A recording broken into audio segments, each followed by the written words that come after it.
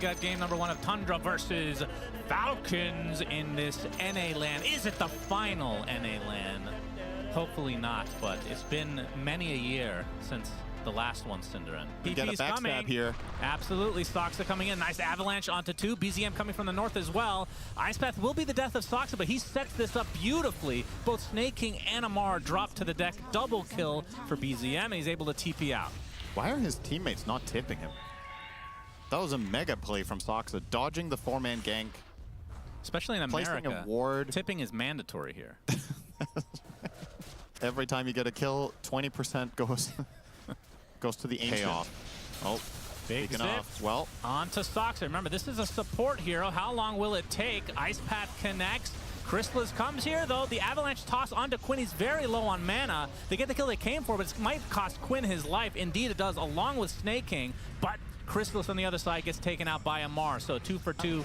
Ice Path, nice connection from Snay there. Yep, and the knife will slow him from crit, even macro pyre use. Saksa seems to be the choice of kill every time for Falcons. There's Quinn, nice double Ice Path onto 2. Down goes Saksa again.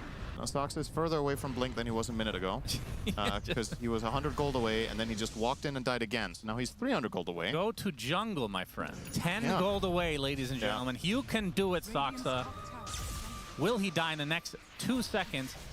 No. He will purchase he quick bought that real fast. Yeah, he's got quick fingers. No risks there. And Saksa will show off that new Blink dagger to his grave. Great. Well, he doesn't need to farm it, so. True. His death matter no longer. But the smoke will pop. Saksa not able to get the connection he wanted. Gets the toss back from Amar. Saksa's going to take the brunt of the damage here as the BKBs are not going to be popped. Skeeter gets Chrysalis inside of his sprout, but Chrysalis able to find the space.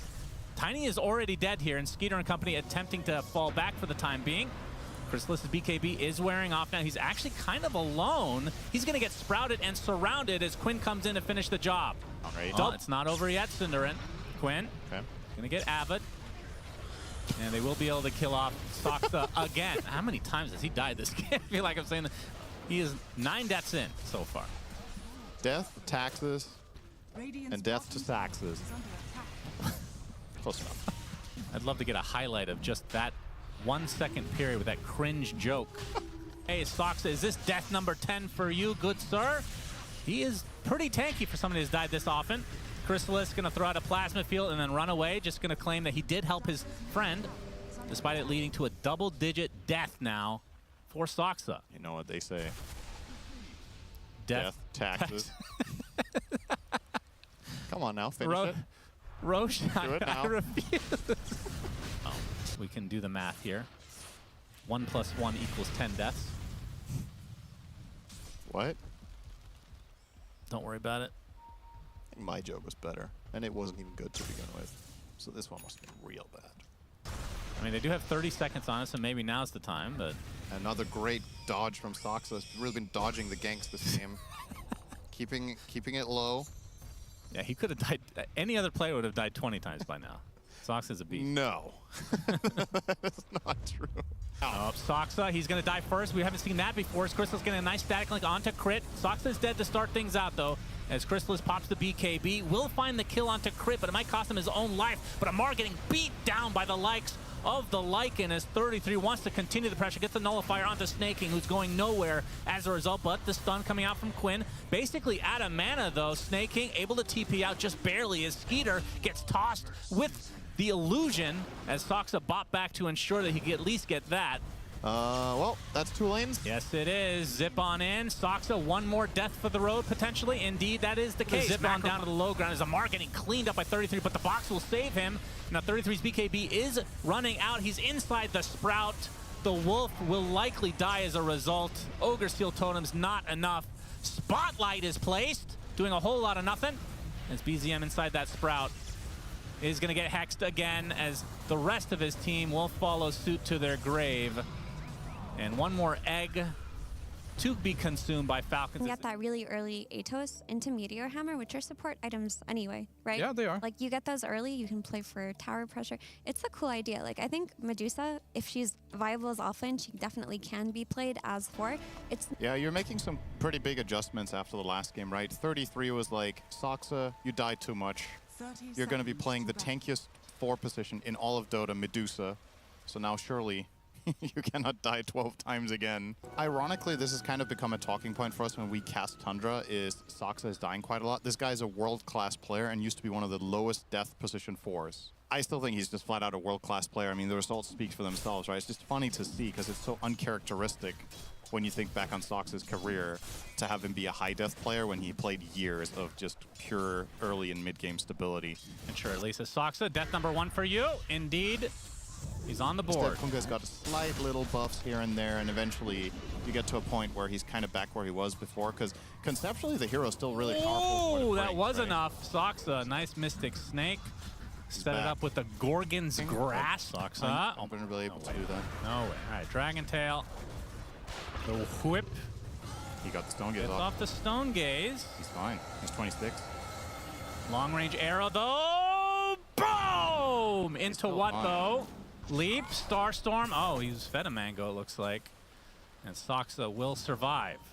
Whitemon's gonna get ticked out as 33 coming with the epicenter. Doesn't get the connection he was looking for. It's only on the Skeeter, who's really tanky right now. Chrysalis doing a lot of damage onto Crit and the rest of Skeeter and the rest of Falcons, in fact, as 3 die here.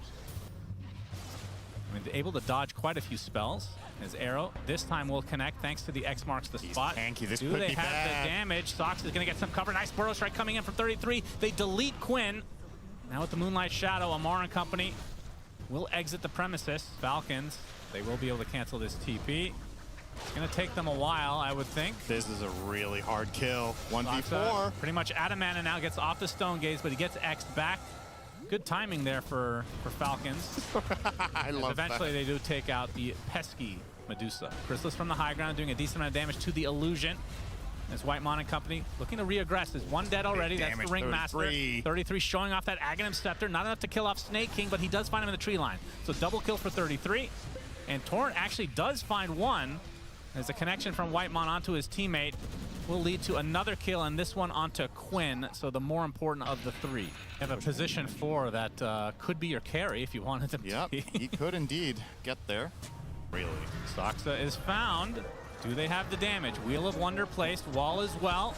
Saksa does get off his ult into the TP. It's gonna be close. He's out. Position for Medusa with Mjolnir now. Don't try this at home.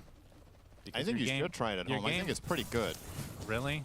Yeah. Scan comes out, not able to hit. Although choosing a 4v5 opening on Deuce. Arrow's gonna hit. Stone Gaze is available once he's unstunned, but there's the Burrow Strike onto 4 heroes. The call down to follow, and guess who's still alive? Saksa. Crimson Guard is not gonna keep you alive this time.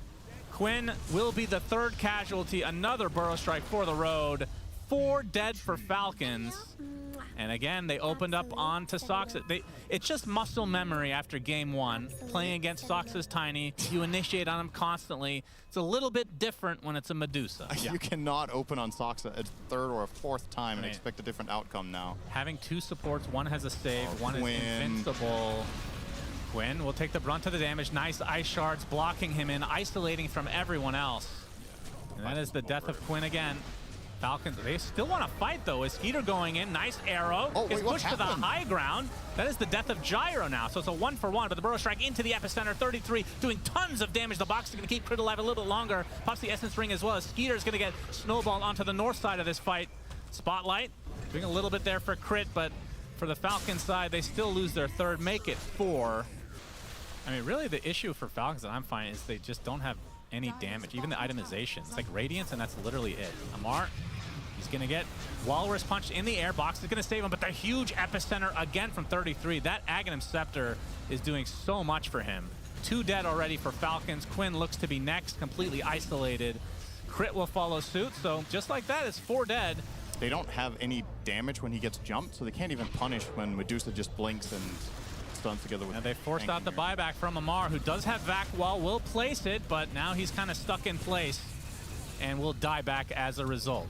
A draw when all is said and done, unless Falcons can do something absolutely ridiculous here. They're going to try. They will. Breathe fire onto Chrysalis. He's just going to do a shit ton of damage from the tier 4 towers of the enemy as Skeeter punched into the air. Dead.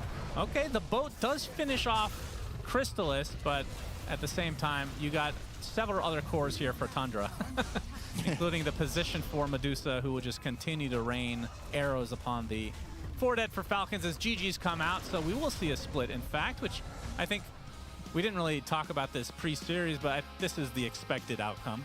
So this Medusa did a hell of a lot of work this game, and it seems to be one of the flavors of the tournament so far. We've been seeing this Medusa. First, it's position 1, then it gets dropped down to position 3. Now we're seeing a position 4. When are you busting out the Medusa? When are we going to see that from you?